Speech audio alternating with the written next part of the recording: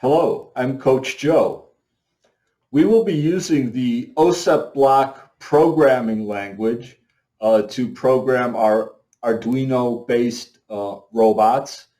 The OseppBlock is a visual programming language.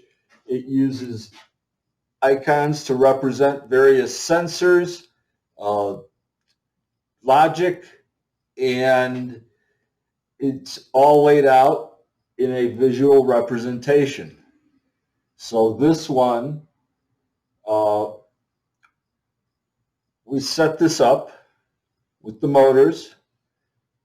We can now include the motors in the program. This program will always loop until you turn or reset the Arduino.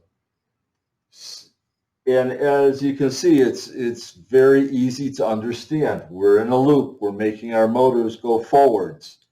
It's all laid out for you.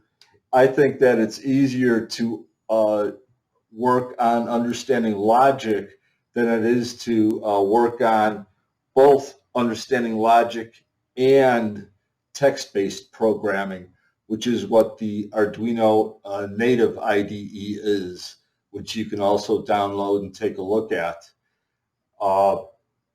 As you can see over here, this is the text that you would need to generate in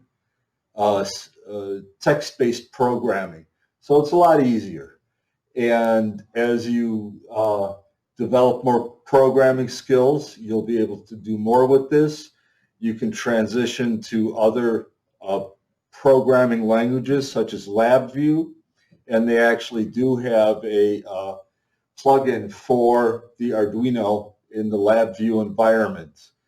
And we will take a look at that in future videos. Thank you.